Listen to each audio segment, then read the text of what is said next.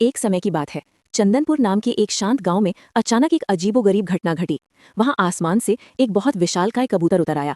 ये कोई साधारण पक्षी नहीं था। उसका आकार एक हाथी जितना बड़ा था और उसकी आंखों में भयानक गुस्सा था। वो जब अपने पंख फड़फड़ाता तो गांव की कच्ची छतें उड़ने लगती थीं। गांव वाले दहशत में आ गए, लेकिन गांव के कुछ निडर नौजवानों ने हिम्मत नहीं हारी। उन्होंने लोहे की मोटी जंजीरें और एक विशाल जाल तैयार किया। बड़ी मशक्कत और संघर्ष के बाद उन्होंने उस गुस्सैल कबूतर को काबू में कर लिया और उसे गांव के पुराने बाड़े में रस्सियों और जंजीरों से कसकर बांध दिया। गांव का एक चतुर और लालची व्यक्ति जिसका नाम रमन था ने देखा कि वो कबूतर साधारण नहीं है। कैद होने के बाद उस कबूतर ने एक अंडा दिया जो चमकते हुए शुद्ध सोने का था।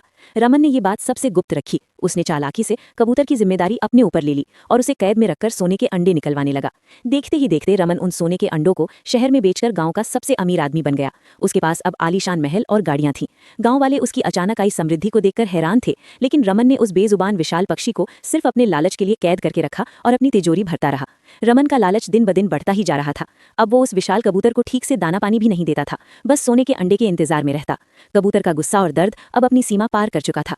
एक रात गांव में भयानक तूफान आया। बादलों की गड़गड़ाहट ने कबूतर के भीतर सोई हुई ताकत को जगा दिया। उसने एक जोरदार चीख मारी जिससे रमन का आलीशान महल हिल गया। रमन घबराकर बाड़ी की तरफ दौड़ा, लेकिन तब तक बहुत देर हो चुकी थी। कबूतर ने अपनी पूरी ताकत लगाकर लोहे की जंजीरों को झटका दिया। कड़क की आवाज के साथ जंजीरें टूट गईं। आजाद होते ही कबूतर ने अपने विशाल पंख फैलाए। उसके पंखों की हवा से ऐसा बवंडर उठा कि रमन हवा में तिनके की तरह उड़कर दूर जा गिरा। कबूतर ने एक जोरदार उड़ान भरी और रमन की आलीशान छत को तोड़ते हुए बादलों में कहीं ओझल हो गया। सुबह जब गांव वालों ने देखा तो रमन अपने टूटे हुए महल के मलबे में बैठा रो रहा था। उसका सारा सोना और वैभव उस तूफान और कबूतर के गुस्से की भेंट चढ़ गया। वो फिर से उसी गरीबी में पहुंच गया जहां से उसने लालच की शुरुआत की थी।